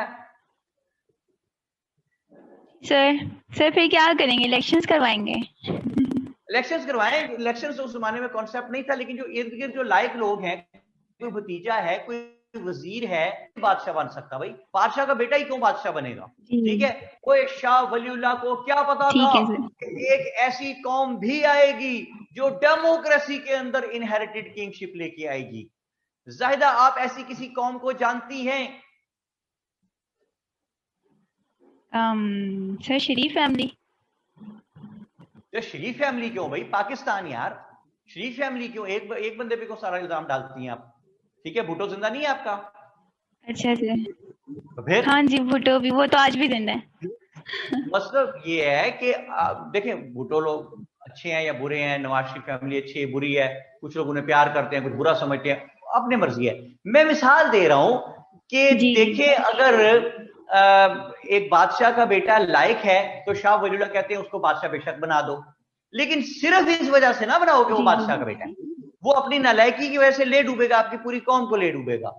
ठीक है जी। तो हसान क्या कहते हैं? कहते हैं जी आजकल भुट्टो फिशिंग कर रहा है कराची में। अच्छा, वो देखिए आपने वीडियो कराची की? वो फिर व्हाट्सएप पे चौथी मंजिल जो पानी में छलांग मारी है गली में उसने पाई ने। कमाल है यार, वो चौथी मंजिल से छलांग मार रहा है गली में पानी खड़ा है और वो उससे तैरता हुआ जा रहा है वहां से। ये क्यों है? मैं क्योंकि कराची ज्यादा रहा नहीं, एक दो मरतबे जब मीटिंग हुई हो तो ये तभी जाते हैं कराची, ज्यादा वो भी अभी 4-5 दफे टोटल गया वो, तो मुझे इतना समझ नहीं है कराची की। But what I can feel कि अरसा दराज से वहां पे नदी नाले जो ड्रेन्स हैं उनकी सफाई नहीं हुई थी, तो उस वजह से अब वो ब्लॉक हो गया, चोक हो गया। तो जाहिर है बारिशें तो पहले भी होती थी, ऐसा तो पहले कभी नहीं हुआ था। अब बात ये है कि आप अगर कहें कि जनाब ये इमरान खान का कसूर है या जरदारी साहब का कसूर है या नवाज शरीफ का कसूर है, नहीं यार, वो भाई ये महकमे हैं, वहां पे लोग नौकरी करते हैं, उनकी जॉब है ये उसको ओपन रखना, ड्रेनेज सिस्टम सारे को कंट्रोल करना। वो क्या कर रहे हैं? आप हर चीज जरदारी पे तो नहीं डाल सकते, या इमरान खान पे तो नहीं डाल सकते, नवाज शरीफ पे तो नहीं डाल सकते। इन्होंने तो नहीं जाकर वहां पे वो नाले खोले इमरान खान ने या वो जरदारी साहब ने, नवाज शरीफ ने। For God sake, we are paid for that. हम उसकी तनख्वाह लेते हैं उस काम की, हम उस तनख्वाह को हलाल क्यों नहीं करते? जो लोकल गवर्नमेंट है, जो लोकल गवर्नमेंट के लोग हैं, एक हायरार्की है पूरी चली आ रही है, एसडीओज हैं ऊपर, वासा का डिपार्टमेंट है पूरा, वहां पे जो भी डिपार्टमेंट काम कर रहा है, why they are not working? आप सब कुछ चीजें उठा के सत्तार भाई पे डाल दो, एएमक्यूएम वालों पे। ठीक है ना भाई, सत्तार भाई ने नहीं किया, सत्तार भाई ने नहीं करा, ये सारा काम उन्होंने करा था, वो नहीं करा, उन्होंने नहीं करा। ठीक है, इमरान खान पे डाल दें, इमरान का क्या कसूर है? बिलावल का तो कोई कसूर ही नहीं है। मेरी बात समझ आ रही, मैं क्या कह रहा हूँ? Yes sir. सर बारिश आती है तो पानी आता है, जब ज्यादा बारिश आती है तो ज्यादा पानी आता है। ये चीज, ये जो साइंटिफिक असूल उन्होंने बताया है, ये कमाल का असूल है। जब ज्यादा बारिश आती है तो ज्यादा पानी आ जाता है जी। अच्छा जी, तो बात ये है कि शाह वलीउल्लाह ने इन हेरिडेटरी किंगशिप से मना फरमाया। तो आप देखें शाह वलीउल्लाह की सर्विसेज की हेरिडेटरी किंगशिप से मना फरमाया, टैक्सेशन सिस्टम को क्रिटिसाइज किया कि गरीब पिस रहा है उसमें। ने जो एक सोशल ईवल था वो क्या था? वो था हेरिडेटरी किंगशिप का। उस सोशल ईवल से शाह वलीउल्लाह ने मना फरमाया। शाह वलीउल्लाह ने स्कूल ऑफ थॉट्स की blind following of school of thought से मना फरमाया। शाह वलीउल्लाह ने होली कुरान को पर्शियन में ट्रांसलेट करके दिया। शाह वलीउल्लाह ने कुरान एंड सुन्ना को in the letter and spirit follow करने के लिए तबलीग की। Shah Waliullah became the first ever person who provoked the spirit of jihad among the Muslims, and it was only on the call of Shah Waliullah that people like Nawab Najibullah and Ahmad Shah Abdali, the Persian king, they came here in 1748 and they had a war against the Marathas. They killed Marathas, they broke the power of Marathas and enabled the Muslims to live here in India with peace and to keep on making their religious practices on. It happened only due to the valuable, distinguished and unprecedented services rendered by Shah Waliullah. Amna Safaz kya कहती है? वो कहती हैं there are a lot of people who don't even let anyone do something if they try, because whoever succeeds will get credit and a lot of other parties don't want that. Very good. Karachi's ridiculous politics is basically at fault. It's also the cause of rise of mafia income. बिल्कुल ठीक कहते हैं मेरे बेटे आप, बहुत अच्छे, very well said. अच्छा अब देखें, अगर आमना को एक बच्ची है, एक स्टूडेंट है, आप लोग छोटे हैं, आपको अगर पता है तो हुकूमत को नहीं पता, अथॉरिटीज को नहीं पता, तो क्यों नहीं काम होता? I'm really wondered, I'm really astonished. ठीक है, पर होना चाहिए. वक्त अच्छा भी आएगा नासिर, गम न कर, जिंदगी पड़ी है अभी. आप लोगों को फाइट करना है भाई, आप लोगों ने फाइट करनी. आपकी जनरेशन ने, जिस दिन आप डिसीजन मेकिंग अथॉरिटीज बने, do not take any pressure and always keep on doing the things which are good for the. एक बड़ी अच्छी इत्तला मेरे पास आती है, लाइट चली गई है और वो जो भाई नैश मशीन चला रहा था वो मशीन बंद हो गई है. yes. अरे वाह, मजा आ गया, मजा आ गया बात का. चला मशीन, हेलो ओ भाई चला मशीन. यार बात सुन, अभी चलाए ना, इनके जाके मेन स्विच खींच दो.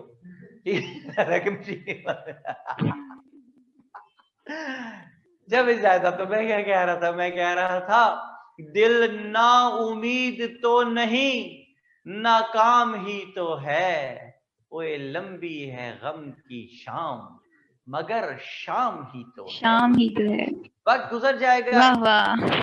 आप जैसे लायक बच्चे जो हैं, जो पैट्रियट हैं, मजहब से भी प्यार करते हैं, वतन से भी प्यार करते हैं, समझ भी रखते हैं, जब आप डिसीजन मेकिंग पावर में आएंगे, I am firm believer of this thing कि वतन अजीज के हालात इंशाल्लाह ताला बिल्कुल ठीक होने शुरू हो जाएंगे. तो मैं क्या कह रहा हूं भाई, मैं ये कह रहा हूं कि शाह वलीउल्लाह की ये वैल्यूएबल सर्विसेज हैं, और due to all these services Shah Waliullah is known as Imamul Hind.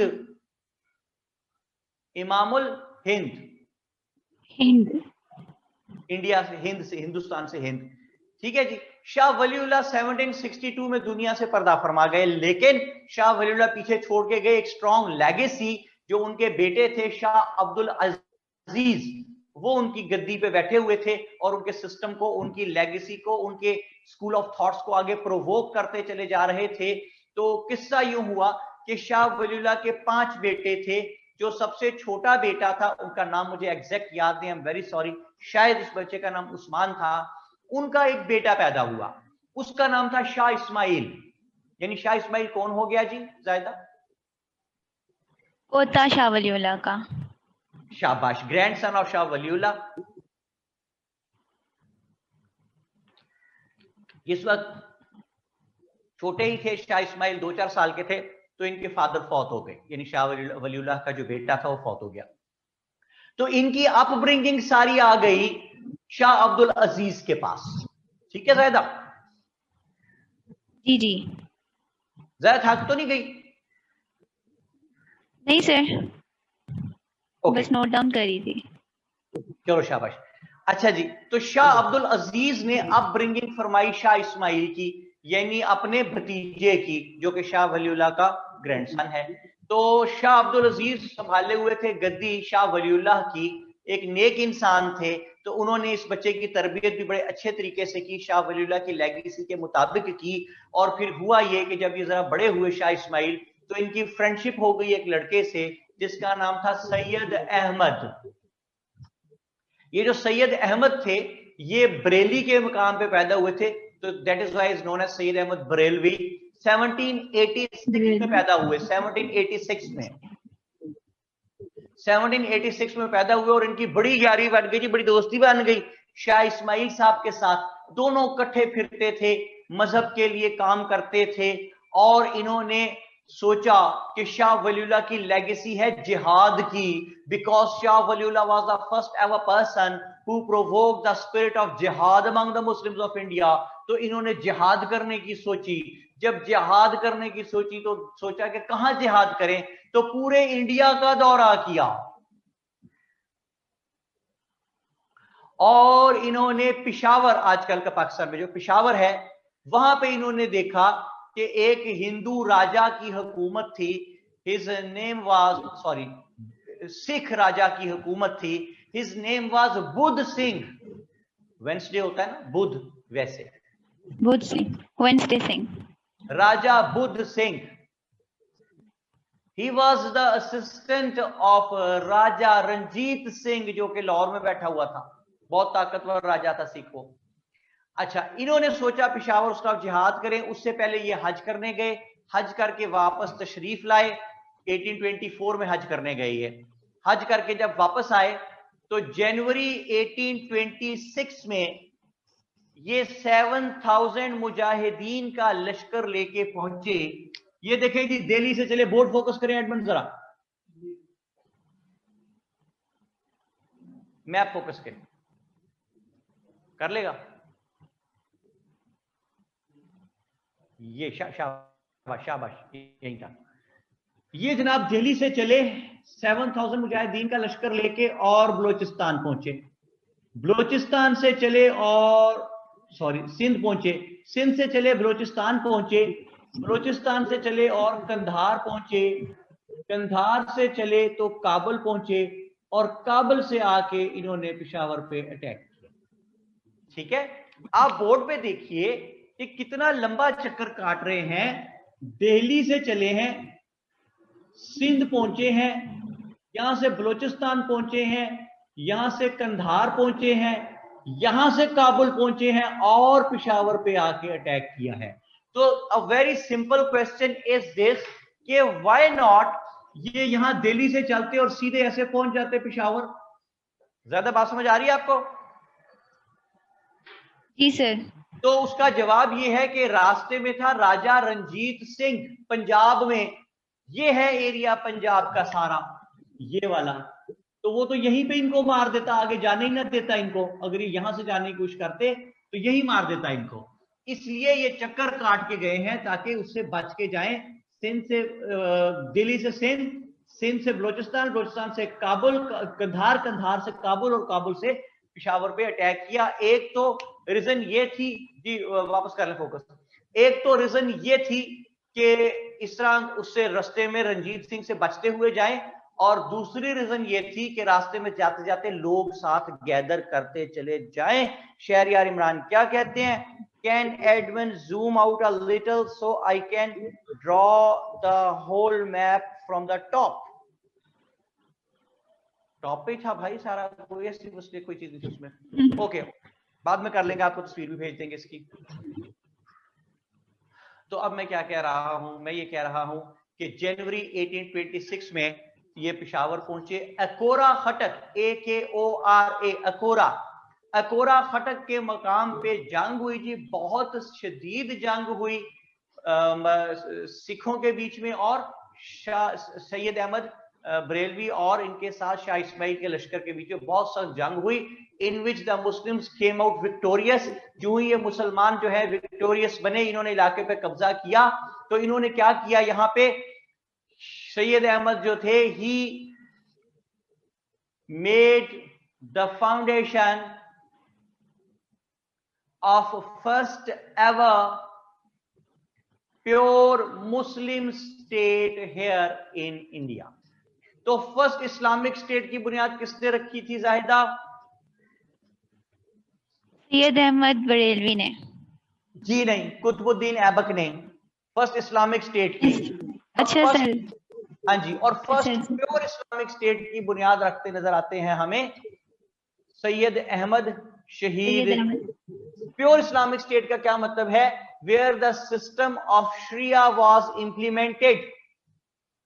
इन्होंने शरीयत का सिस्टम इंप्लीमेंट किया। इन्होंने यहां पे काजी सिस्टम इंपोज किया, इन्होंने यहां पे नेपोटिज्म को जीरो कर दिया। नेपोटिज्म का मतलब होता है अपनी अजीजों अकारब को रखना, अकरबा परवरी जी। सैयद अहमद शहीद ने जो लोग इनके साथ मिलके जंग लड़े थे, किसी को अनफेयर एडवांटेज ना दिया।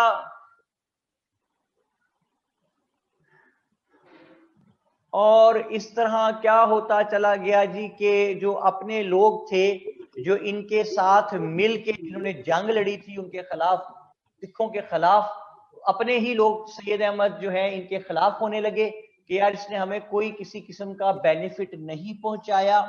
और इसके साथ साथ इन्होंने, सिखों ने इंस्टिगेट किया मुसलमानों को जो साथ थे शाह सैयद अहमद शहीद के, कि जनाब आप समझते हैं कि ये कोई जिहाद करने आया हुआ है, किसी किस्म का कोई जिहाद नहीं है, ये तो अंग्रेजों का एजेंट है और ये सिर्फ उनके कहने पे हमारे से लड़ने आया है।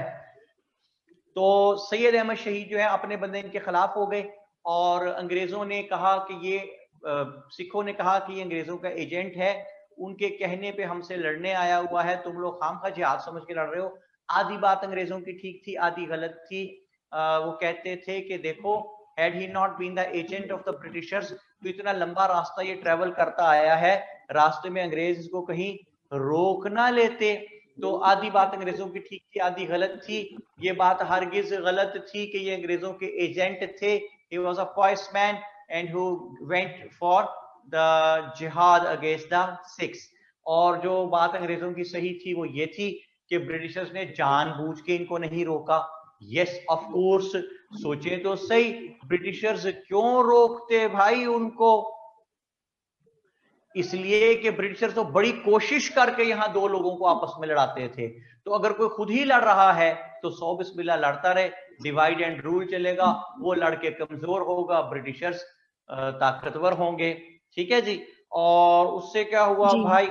उससे ये हुआ कि रेन कहां हो रही है जी? हैवी रेनिंग किधर है?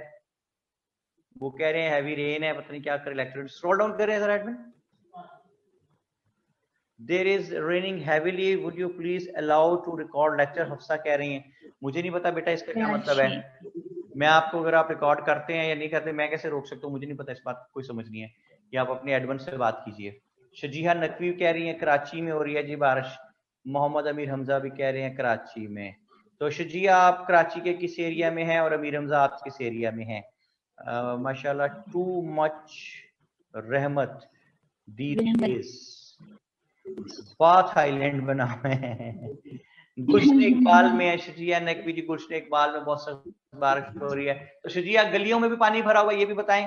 वो कह रहा है रहमत, कह रही है रहमत सैलाब आया हुआ है इधर। ओ माय गॉड, क्या आपके घर में पानी भी आया? घरों में भी पानी उस इलाके में आया हुआ है या नहीं? बचत है अभी? अच्छा जी। तो बात कहा, yes sir roof is leaking, Amir Hamza कह रहे हो। My God. शजिया क्या कहती हैं? नहीं हमारा इलाका की बचत है काफी, चलो शुक्र है। आमना सरफराज कहते हैं I am in Bath Island and it is close to an actual Bath Island. Oh my God. अच्छा जी। अमीर हमजा कहते हैं रहमत ब्रेकिंग थ्रू रूफ। यहाँ तो अभी स्टार्ट नहीं हुई गुलशन इकबाल में। अल्लाह पाक अपना रहम फरमाए जी सब लोगों पे, इंसान जहां जहां दुनिया में बस रहे हैं सब पे अल्लाह पाक अपनी रहमत नाज़िल फरमाए और हर किस्म की मुसीबत से आप सबको, हम सबको महफूज रखे, आमीन। और मैं क्या कह रहा था जी? ये कह रहा था कि जब अपने ही लोग सैयद अहमद के खिलाफ हो गए, ये कमजोर हो गए, तो 1831 में बालाकोट के मकाम पे, 1831 5 साल बाद बालाकोट के मकाम पे दोबारा अंग्रेजों से जंग हुई और इस जंग में ब्रिटिशर्स जो हैं, वो सिख जो हैं वो जीत गए और इस जंग में सैयद अहमद जो हैं वो शहीद हुए, उनके साथी शाह इस्माइल वो भी शहीद हो गए। एक इनके बहुत क्लोज साथी थे मौलाना खैरुद्दीन, वो भी शहीद हो गए। लेकिन गौर कीजिए सारे तो शहीद नहीं हो गए होंगे ना, बहुत से लीडर्स इनके बच गए, जिनमें नाम आपका नोट्स में लिखे हुए हैं। मौलवी अब्दुल्ला थे, मौलवी याहिया अली थे, मौलाना जाफर थनेसवी थे, ये सब लोग बच गए। इन्होंने क्या किया कि इन्होंने पूरे इंडिया में नॉर्थ से लेके साउथ तक, ईस्ट से लेके वेस्ट तक, सुबह से लेके शाम तक इन्होंने क्या किया, इन्होंने सीक्रेट ऑर्गेनाइजेशंस बना दी, दोज हु सिंपली प्रीच्ड इस्लाम, सिर्फ इस्लाम की प्रीचिंग करते थे, चुप करके लोगों को इस्लाम की तरफ माइल करते रहते थे। और उससे क्या हुआ भाई, उससे ये हुआ कि just after the 26 years of this incident, यानी 1831 के जस्ट 26 years के बाद war of independence took place, जिसमें के डॉक्टर अब्दुल सलाम खुर्शीद एक जगह लिखते हैं कि ब्रिटिशर्स का बयान है कि among all the rebellions there was a group of Muslim ulamas. They were those people who were religiously motivated and trained by Sayyid Ahmad Shaheed. ज़्यादा बेटी से ले जी इजाजत। ज़्यादा nice talking you, God bless you, जीती रहो, सलामत रहो, बहुत सी कामयाबियां बेटा हासिल करो। और अब आप बात कराएं एडमिन मेरी आगा फारान साहब से। अल्लाह। अशरफ कह रहे हैं repeat the code. Ashraf notes में आपके पास लिखा हुआ है, एनीवे आई स्टिल रिपीट, और रिपीट कर रहा हूं कि जनाब ब्रिटिशर्स का बयान है, डॉक्टर अब्दुल सलाम खुर्शीद लिखते हैं कि ब्रिटिशर्स का बयान है कि among all the rebellions there was a group of Muslim ulemas, they were those people who were religiously motivated and trained by Syed Ahmad Shaheed. बात कराएं जी किसी और से, फिर आप बात करा दें, मेरी शजीहा नकवी से बात कराएं। अच्छा जी, यहां तक कहानी समझ आ गई जी आपको? कौन है मेरे साथ?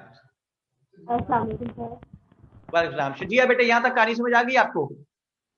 समझ आ गई। हेलो हेलो सर, मेरी आवाज आ रही है आपको? मैं पूछ रहा हूं कि यहां तक आपको सारी बात समझ आ गई है?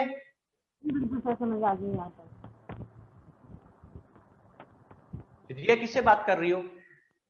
सर आपसे बात कर रही थी, माइक्रोफोन इश्यूज हैं शायद। आपकी आवाज मेरे बेटे बहुत कम आ रही, मुझे कुछ समझ नहीं आ रही क्या कह रहे हो।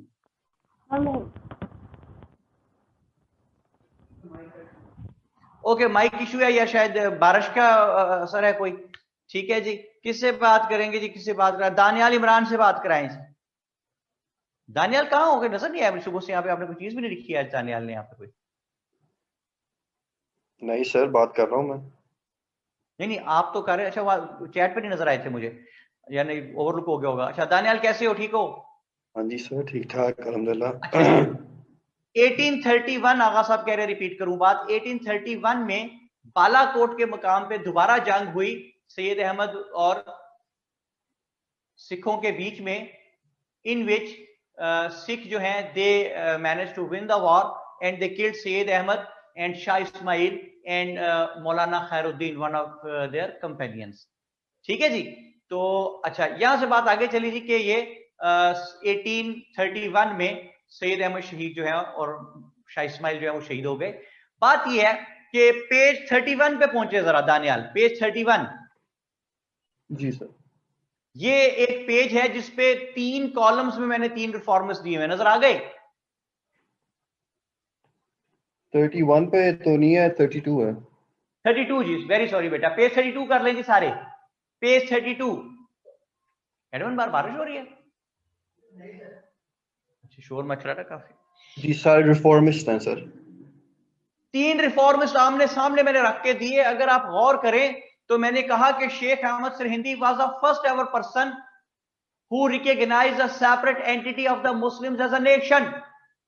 Shah Waliullah was the first ever person who provoked the spirit of jihad among the Muslims, and Sayyid Ahmad Shaheed was the first ever person who did jihad himself practically. समझ आ गई बात आपको? जी बिल्कुल। Sheikh Ahmad Sarindi was the first ever person who could dare to stand against the king, who could manage to contradict with the policies of the king. Shah Waliullah was another person who stood against the policies of the king and criticized them on having the severe taxation system. Sayyid Ahmad Shahid was the first ever person who stood against the power of Sikhs and had a war against Budh Singh in Peshawar. Moreover, Sheikh Ahmad Sindhi was the first ever person who stood against the social evil of prostration, Sajda-e-Tazimi. Shah Waliullah was the first ever person who stood against the social evil of hereditary kingship, or Sayyid Ahmad Shahid was the first ever person who stood against the social evil of nepotism. बात समझ आ रही थी आपको? हाँ जी sir. Sheikh Ahmad Sindhi was the first ever person who saved Islam in its true shape. Shah Waliullah was the first ever person who provoked the spirit of jihad among the Muslims to fight against the powers, different powers, in order to have the survival of that particular system of the Muslims, the true spirit, the true shape of Islam. And Sayyid Ahmad Shahid was the first ever person who fought against the evil powers and who innovated and who laid the foundation here of first ever pure Islamic state. यानी शेख अहमद सरहिंदी ने Islamic system की true shape को बचाया, शाह वलीउल्लाह ने उसका survival जारी रखवाया जिहाद करवा के, और सैयद अहमद शहीद ने उसको इंप्लीमेंट करवा दिया. ठीक है जनाब जी. नूरुल हुदा कहती हैं जी पेज नंबर 32 है नोट्स का. जी बिल्कुल माशाल्लाह 32 है जी. अच्छा जी, अब क्या बात हुई कि Sheikh Ahmad Sirhindi was the one who saved Islam from being distorted, from being amalgamated, or from being eliminated into subcontinent 300 to 400 years back. That is why he is known as Mujaddid Alif Sani. Shah Waliullah was the person who provoked the spirit of jihad, who translated the Holy Quran into Persian, who criticized the taxation system, who forbade the Muslims from blind following of school of thoughts, who forbade the Muslims from having the inherited kingship system. And Sheikh Sayyid Ahmad Shahid was the first ever person who did jihad himself, who stood against the social evil of nepotism, who laid here the foundation of first pure Islamic state with a system of Sharia, or had the services of Sayyid Ahmad Shahid were not there, so Muslims would have become the slaves of Sikhs in the areas of Peshawar, and then it would have continued in the different other areas as well. So these efforts of all these three reformists cannot be ignored or overlooked, whereas the evolution, whereas the growth of Islam subcontinent is concerned. ओ कोई बात समझ में आती है भाई? जी sir बिल्कुल. Sir मैं आपसे पूछना था कि एक सेंटेंस में बता देंगे कि काजी सिस्टम क्या था, ये नेपोटिज्म के अगेंस्ट जो था, कौन सा इसका प्रिंसिपल था? काजी सिस्टम है कि प्योर मेरिट का सिस्टम. इस्लाम में नहीं काजी होता. इस्लाम का जो काजी सिस्टम है ना, प्योर मेरिट सिस्टम, ये वो सिस्टम है जिसके सामने बड़े से बड़े बादशाह को भी जाके क्लैरिफाई करना पड़ता है, अपनी जस्टिफिकेशन देनी पड़ती है. काजी से सुपीरियर कोई नहीं होता, काजी बुला सकता है सबको. तो इस्लाम का सिस्टम है काजी का. तो जो ये डेमोक्रेटिक सिस्टम है हमारे प्राइम मिनिस्टर वगैरह के, इसमें वो कहते हैं प्राइम मिनिस्टर एग्जम्प्टेड है जी, वो नहीं जाएगा जज के सामने. सुना ना आपने इसको? ठीक हो गया. हाँ जी.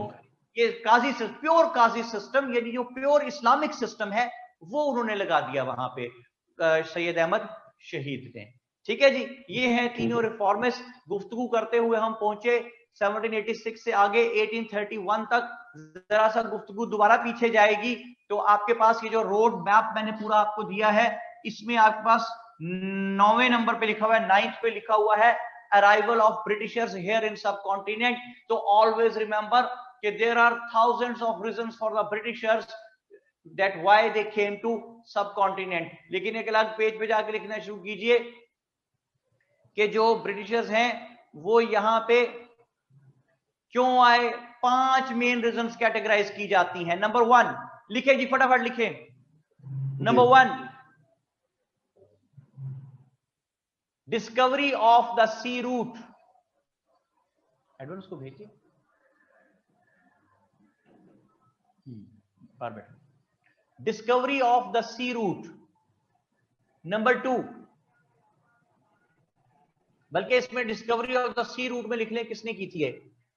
एक पाई था Bartholomew Diaz, BARTHO, Bartho, B for baby, Bartho, lomo LOMO, lomo, Diaz DIAZ, Diaz, Bartholomew dies.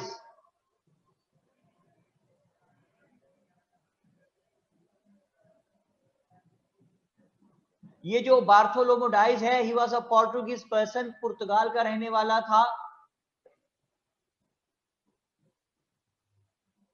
और इसने 1487 में सी रूट डिस्कवर किया इंडिया आने के लिए। 1487।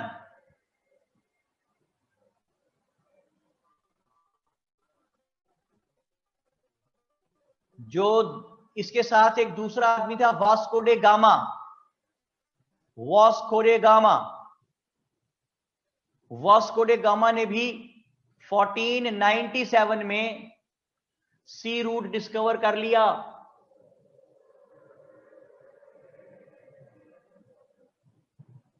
ये था जी रहने वाला पुर्तगाल का, ये भी पोर्टुगीज ट्रेवलर था, वास्को डे गामा एंड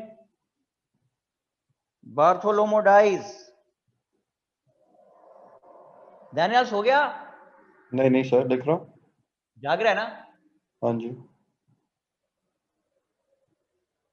दूसरी मेन रीजन है सब कॉन्टिनेंट में आने की ब्रिटिशर्स के desire to expand their empire, desire to expand their empire.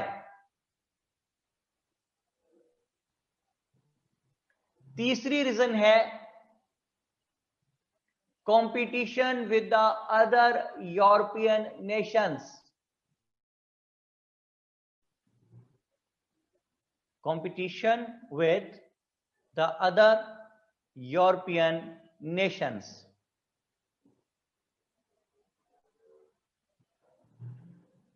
ठीक है जी। अच्छा, ये जो अदर यूरोपियन नेशंस हैं, इनमें कौन कौन लोग थे लिख लें। ऑस्ट्रिया के लोग यहां आ चुके थे, ऑस्ट्रिया, AUSTRIA, ऑस्ट्रिया। हॉलैंड के लोग यहां आ चुके थे,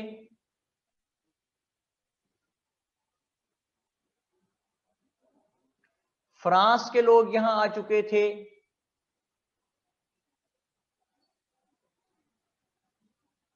बेल्जियम के लोग यहां आ चुके थे,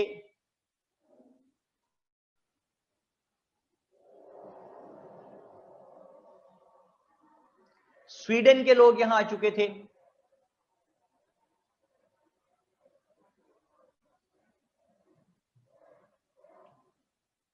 डेनमार्क के लोग यहां आ चुके थे। So a lot of European nations had already made their access to the Indian territory. That is why Britishers भी ये चाहते थे कि वो भी यहां जल्दी पहुंचे और इनको compete कर सकें। नंबर 4 मेन रीजन है trade with the East. The Britishers wanted to have trade with the East because यहां की जो स्पाइसेस थी, वेजिटेबल्स थी, हैंडीक्राफ्ट्स थे, हैंड निटेड कारपेट्स थे, these products were having a great fascination for them in Europe, in England. लेकिन Britishers were having no access to these products as there wasn't any straight route for that. Only access was through the Gulf states, जहां से जाते जाते चीजें वहां पहुंचते हुए बहुत कॉस्टली पड़ जाती थी। और पांचवी रीजन है इसमें मेन, नंबर 5 जी, immense wealth of India attracted them.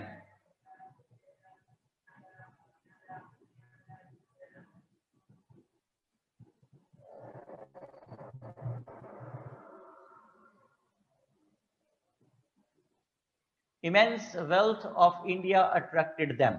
लो जी, ये वो मेन रीजन थी जिसकी वजह से ब्रिटिशर्स जो हैं वो सब कॉन्टिनेंट में पहुंच गए।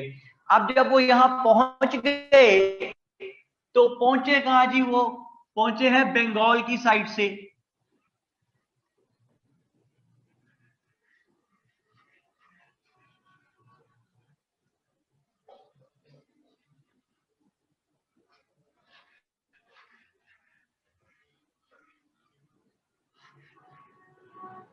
बंगाल की साइड से पहुंचे जी। जैसे कि ये है हमारा आज का प्यारा पाकिस्तान, गंदा इंडिया, ये बंगाल पहुंचे जी भाई वो।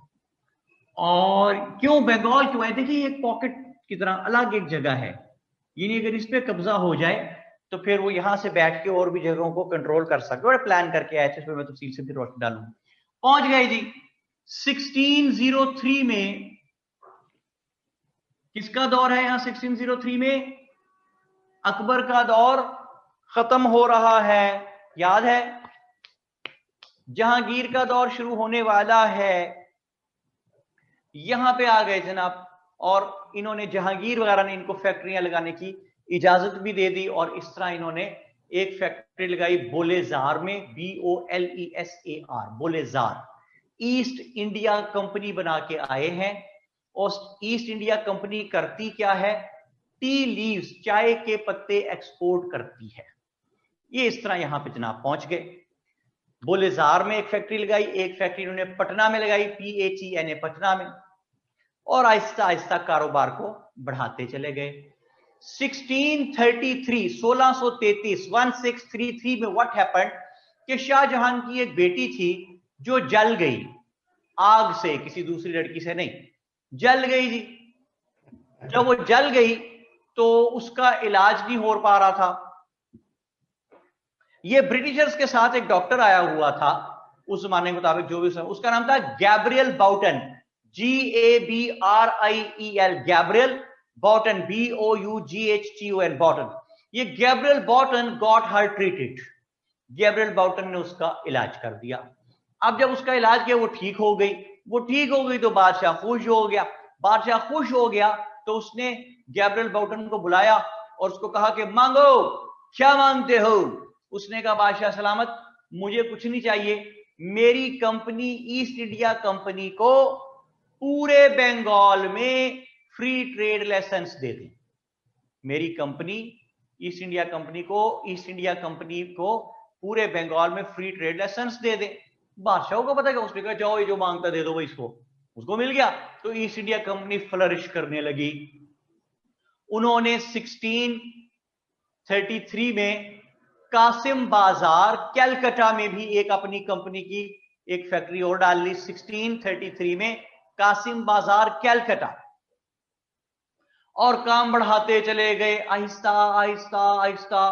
बादशाह सलामत जो है ये सो के उठते थे जिस वक्त तक, तब तक ब्रिटिशर अपना आधा काम कर चुके होते थे। ब्रिटिशर्स ने आहिस्ता आहिस्ता यहाँ पे अपनी हाउसिंग कॉलोनीज बनानी शुरू कर दी, घर अपने लिए बनवाने शुरू कर दिए। किसी ने नहीं रोका, पता ही नहीं था किसी को। उन्होंने कैलकाटा में एक फोर्ट तामीर करवाया, एक किला जिसका नाम था फोर्ट विलियम्स। वहां पे वो लोगों को फौजी ट्रेनिंग देते थे और वहां पे वो असलहा एमुनिशन इकट्ठा कर रहे थे आहिस्ता आहिस्ता। किसी को पता ही ना था, ब्रिटिश को, मुगल्स को तो होश ही कोई नहीं थी जी। काम आगे चलता रहा जनाब और 1750s तक बात आ पहुंची। ब्रिटिशर्स अब काफी ताकत पकड़ चुके हैं, बहुत सी हाउसिंग कॉलोनीज बना चुके हैं, फोर्ट विलियम में असला इकट्ठा कर चुके हैं, बहुत से लोगों को फौजी ट्रेनिंग दे चुके हैं। बहुत से मकामात पे जो बादशाह के नंबर 2 वहां पे अपॉइंटेड होते थे लोग, गवर्नर वगैरह, उनको खरीद चुके हैं। किसी को ब्लैकमेल करके, किसी को शर्मनाक हद तक ब्राइब करके, किसी को थ्रेट करके, किसी को बिल्कुल काबू नहीं आ रहा तो उसको मरवा के, जो नंबर 2 आगे फिर आगे बन गया उसको खरीद के। तो इस तरह ब्रिटिशर्स काफी होल्ड जमा चुके हैं। 1750s आ चुका। 1756 में बंगाल का जो नवाब था उसका नाम था नवाब अली वर्दी खान। दानियाल बात समझ आ रही है? नवाब अली वर्दी खान, अली वर्दी, WARDI, वर्दी, नवाब अली वर्दी खान। अब ये जो नवाब अली वर्दी खान था, इसके 2 मैटरनल सन्स थे, 2 निवासे। एक का नाम है शौकत जंग और दूसरे का नाम है सिराजुद्दौला। शौकत जंग एंड सिराजुद्दौला। ब्रिटिशर्स ये चाहते थे कि जब नवाब मरे अलीवर्दी खान तो शौकत जंग नवाब बन जाए, क्योंकि they were having friendship with Shaukat Jung. लेकिन contrary to their expectations what happened कि जब नवाब मरा तो वो मरता हुआ नवाब बना गया सिराजुद्दौला को। तो सिराजुद्दौला के नवाब बनते ही ब्रिटिशर्स के साथ टसल। किस बात पे टसल? इस बात पे टसल कि एक तो नवाब को पता था कि शौकत जंग को नवाब बनवाना चाहते थे, मेरे भाई को, मेरे खिलाफ थे ईस्ट इंडिया कंपनी वाले। इस बात पे उसको ब्रिटिशर्स से गुस्सा है, ब्रिटिशर्स पे बुरे लगते हैं उसे ये। दूसरी बात कि नवाब को पता था कि उसकी कॉन्सेंट के बगैर ब्रिटिशर्स हाउसिंग कॉलोनीज में इजाफा अपना करते चले जा रहे हैं। तीसरी बात, नवाब को गुस्सा था कि फोर्ट विलियम्स में नवाब को इतलात मिल रही थी कि ये एमुनेशन इकट्ठा कर रहे थे और लोगों को फौजी ट्रेनिंग दे रहे थे कैलकाटा फोर्ट विलियम्स में।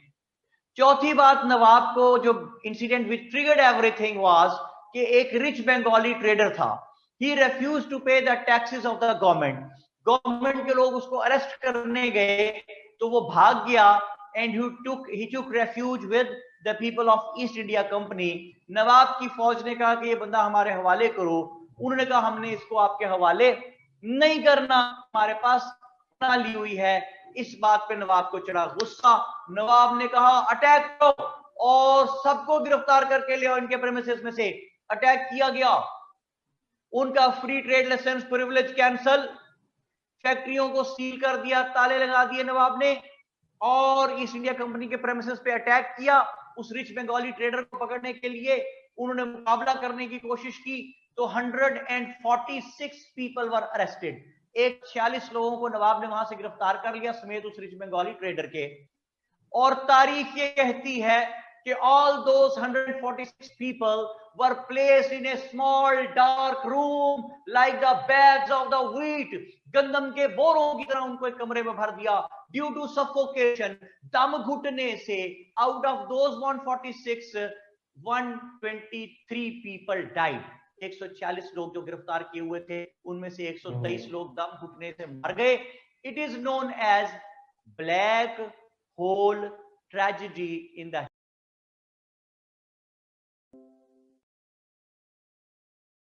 से बात स्टार्ट होगी।